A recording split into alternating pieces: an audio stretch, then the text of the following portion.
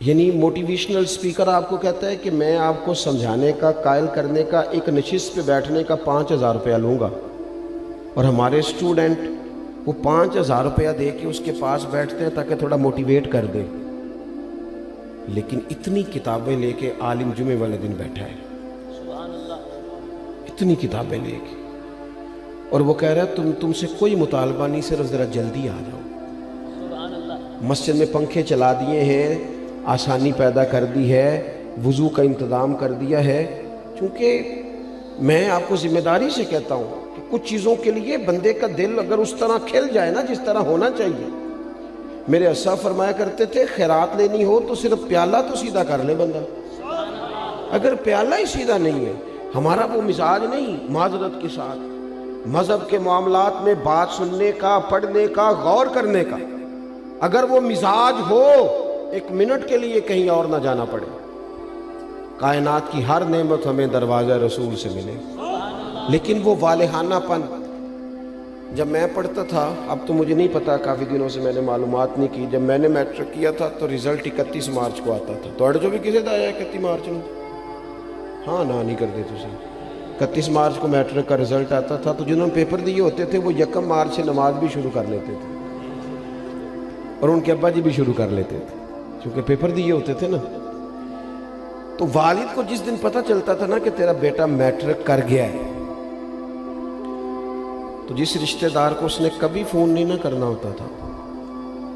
وہ خوش اتنا ہوتا تھا، ابا اتنا خوش ہوتا تھا کہ وہ فون کر کے کہتا پاجی مبارک ہوئے تہاڈا بھتیجا 10 پاس کر گیا ہے۔ یہ خوشی تھی، خوشی سنبھالی، بعض اوقات جب صحیح معنوں میں خوشی ہو تو پھر وہ سنبھالی، صدقے جاواں واری جاواں یہ اماں ہی کہتی ہے، اور سجدہ بھی اسی کو ہی ہے، لیکن کبھی پتر کا قد باپ کے برابر ہو جائے تو بات ابے سے بھی سنبھالی کوئی نہیں جاتی۔ وہ کہتا ہے اب مجھے خیر ہے میرا بیٹا، وہ الگ بات ہے، اب بیٹا شادی کے 6 ماہ بعد کہ میں نے علیحدہ ہونا ہے، وہ معاملہ الگ ہے، لیکن باپ بڑا راضی ہوتا ہے کہ قد برابر ہو گیا، پڑھ گیا، قابل ہو گیا۔ صحیح کہہ رہا ہوں، یہ والہانہ پن ہوتا ہے،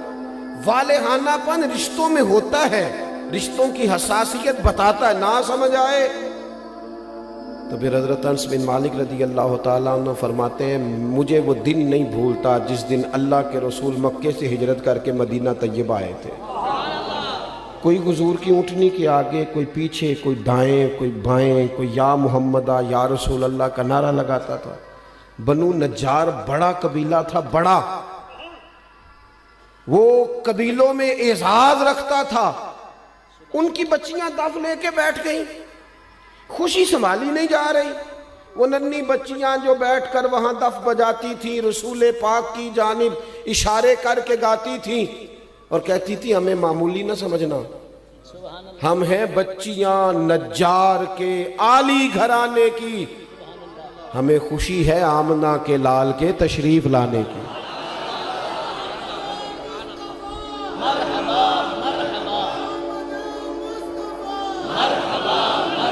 تھوڑا سا نا اس میں والہانہ پن پیدا کریں، بس والہانہ پن، کسی ایک چیز کو بھی میلاد میں رسم نہ بنائیں۔ ساڑی مسیح تے محفل نہ ہوئی تے بندے کی آکھن گے، یہ بات چھوڑ دیں، بندے نے آکھن لی محفل کرانی،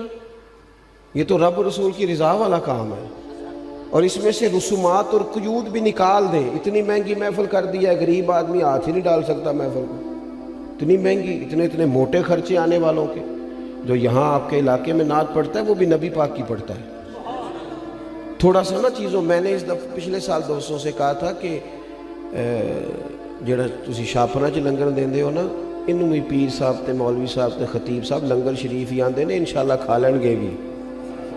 سب کا لنگر ایک جیسا پکایا کرو، بہت سارے غریب گھروں میں سارا سال نہیں گوشت پکتا، اگر زیادہ بوٹیاں ڈال کے میلاد شریف پہ بٹھا کے طریقے سے کھلاؤ گے نا کھانا، تو ہو سکتا ہے ماڑے بندے کے بچے اپنے باپ سے پوچھیں کہ ابا جی سان تے کدی انج نہیں لبا، یہ اج کی ہے، اس بھی رو کے آکھنے پتر رج کے کھاؤ، اج نہیں کوئی تانوں ڈکدا، اج میرے نبی پاک دا میلاد شریف، لیکن اس میں جذبات لے کے آئیں، احساسات لے کے آئیں، اس کا بھی وہ والا ماحول نہ بنائیں جن نے 2 لاکھ دیتا ہو مہمان خصوصی،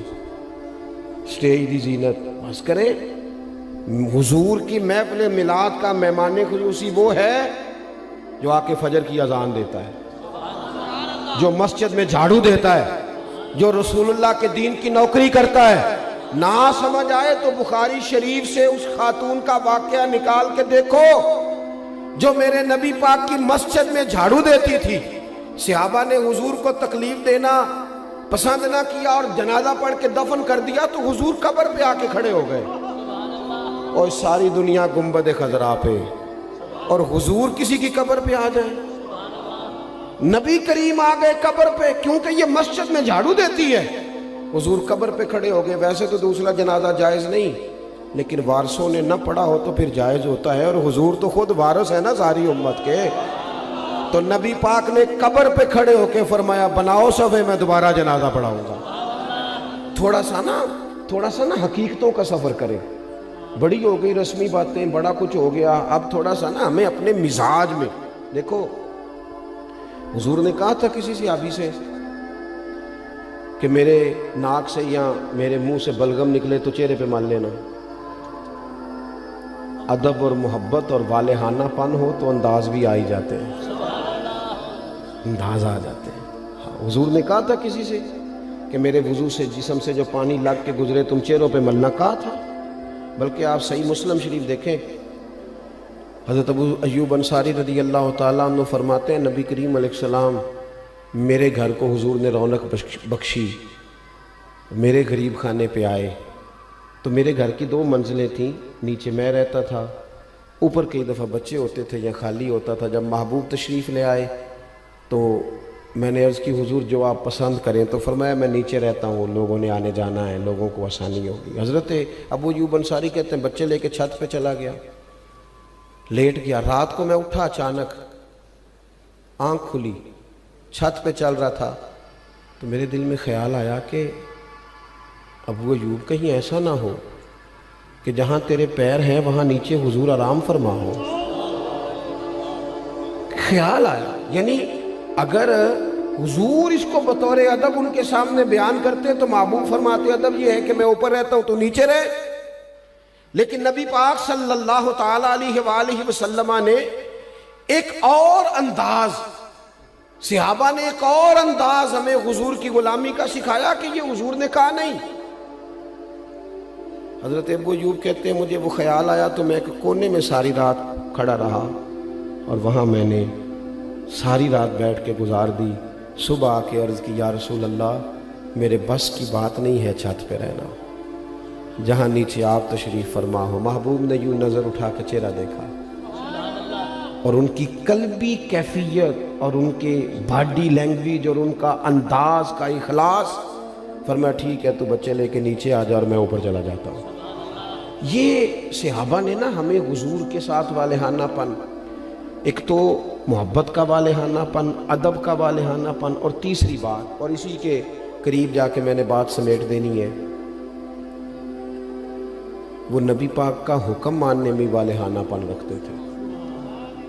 آج کل کسی دوست سے کہے نا نماز پڑھو، وہ کہنا ہے تسی دعا کرو میرے لیے، میں نماز پڑھا کراں، تو میں کہنا بینک تنخواہ آ جائے کدی نہیں کسی دعا کرائی کہ دعا کر دیو میرا تنخواہ لین جان نو دل نہیں کرتا پیا، کرائی کبھی یہ ہنسنے کی باتیں نہیں ہے، اللہ معاف کرے۔ مسجد میں کیوں ہنسنا ہے جی ہم نے؟ او بھائی کبھی دعا کرائی ہے کہ فلانے بندے سے پیسے لینے ہیں، وہ کہہ رہا ہے کہ پیسے لے جا کہ میرا جانے کو دل نہیں کر، کرائی ہے دعا کبھی؟ بولو نا، دل کرتا جانے کو، مسجد آنے کو کیوں نہیں کرتا؟ عجیب بات ہے نا کہ میری جی سویرے آنکھ نہیں کھلتی، میں دیکھتا ہوں نا جس کی صبح 4 بجے باہر کی فلائٹ ہو اس کی آنکھ کھلتی ہے کہ نہیں کھلتی؟ کس طرح کا مذاق ہم کرتے ہیں اپنے آپ کے ساتھ، اور ہر آدمی کا حکم مقدم ہے میرے تیرے لیے، اور جو نبی پاک نے حکم دیا ہے میں کسی غیر سے جا کے کہوں کہ چہرے پہ داڑھی رکھ، نبی پاک کی سنت ہے نا، تو حضور کے غلام سے کہنا ہے نا، اور حضور کا غلام کہہ رہا ہے میں ابھی نیک نہیں، میں کیسے رکھ لوں؟ یہ کس حدیث میں لکھا ہے کہ جو پورا نیک ہو وہ داڑھی رکھے گا؟ حلال حرام کے مسئلوں میں جو امت آج تک احتیاط نہ کرے، ہم پاک رسول کے ماننے والے ہیں، نبی پاک نے اپنے مقدس قدموں کی برکت سے اس امت کو پاکیزگی عطا فرمائی ہے، کیسے لقمہ حرام ہمارے منہ میں جا سکتا ہے؟ کس طرح بھلا؟ طبیعت کیسے گوارا کرتی؟ مجھے بتاؤ نا، آپ سے سوال پوچھتا ہوں، آپ کی توجہ ہے میری بات پر؟ گوشت پکا ہوا ہو نا بڑا بہترین بکرے کا، اور مسالہ بھی مرضی کا ہو، بندہ 2-3 لقمے کھا لے اور مزہ بڑا آیا، تو پھر ایک بندے نے کہہ دیا کہ یہ نا صدقے کا ہے، آپ کے منہ میں اس کا ذائقہ بدل جاتا ہے۔ صحیح کہہ رہا ہوں؟ جس طرح آپ کے منہ میں، اور اگر کسی نے کہہ دیا یہ تو مردار ہے، ذبح ہی نہیں کیا گیا تھا، تو ہو سکتا ہے الٹی بھی آ جائے، کہہ کر دے کہ یار یہ ٹھیک نہیں۔ تو میرے بھائی، جس طرح اس پر کہہ آتی ہے نا ایک لقمے پر کہ یہ حرام ہے، اس طرح تیرے پاس جب 50 لاکھ حرام کا آئے اس پر بھی کہہ آنی چاہیے، اس پر بھی تجھے الٹی آئے، تجھے گھن آئے۔ حضور نے اس طرح تزکیہ کیا، یتلو علیکم آیاتنا ویزکیکم، اس طرح تزکیہ کیا تھا کہ ان کے قریب کوئی شے ناجائز آ سکتی نہیں، سوال ہی پیدا نہیں ہوتا تھا، ذہن سازی ہو گئی تھی۔ آج، اور پھر آپ کو ایک بات اور عرض کروں، نبی کریم صلی اللہ تعالی علیہ وسلم نے چاند کے 2 ٹکڑے کیے، ڈوبا ہوا سورج موڑا، پتھروں درختوں نے حضور کا کلمہ پڑھا، لیکن یہ ساری شانیں حضور کی بعد میں معروف ہوئی ہیں۔ نبی پاک کی جو بات سب سے پہلے لوگوں کے پاس آئی تھی وہ تو صادق اور امین ہونا ہے۔ ہاں، میٹھا کھانا بھی سنت ہے، لیکن سچ بولنا سب سے بڑی سنت ہے۔ مسواک کرنا بھی سنت ہے، لیکن دل صاف رکھنا سب سے بڑی سنت ہے۔ تو یہ کیا بات ہوئی، چند ظاہری چیزوں پر تو عمل ہو جائے اور اسی کو پورا دین سمجھ لیا جائے، لیکن جو نبی پاک علیہ الصلوۃ والسلام نے معرفت کا نور اور روشنی دی ہے اس پر توجہ نہیں، اور بات ماننے میں بہانے، ہیلے بہانے۔ میں نے دیکھا ہے سیانے بیانے بندے اور مسجد کے حجرے میں میٹنگ ہو رہی ہے، اور انہوں نے کئی مولویوں کی پگڑیاں بھی کھول دی ہیں کہ فلانا کوئی کام نہیں کرتا، فلانا پیر غلط ہے، ان کو ساری تبصرے آتے ہیں۔ نماز کا ٹائم آتا ہے تو ان میں سے بہت سارے لوگوں کو کام یاد آ جاتا ہے، کئی کہتے ہیں میں نے وہاں جا کے پڑھنی ہے۔ یہ کیا صرف لفظوں کا ہیر پھیر ہے؟ صرف ہم نے وہ، میں جاتا ہوں نا، اب تو خیر مشکل ہو گیا ہے زیادہ جانا، ادارے کی مصروفیت بڑھتی جا رہی ہے دن بدن، لیکن میں دیکھتا ہوں کہ 21ویں محفل ہے جی ہماری، بانی محفل بتاتا ہے آپ نماز پڑھتے ہیں کہ میں دعا کروں؟ 21 مولوی مل کے بھی تجھے نیک نہیں کر سکے۔ میں نے کہا آج کے بعد نہ بتانا کسی کو،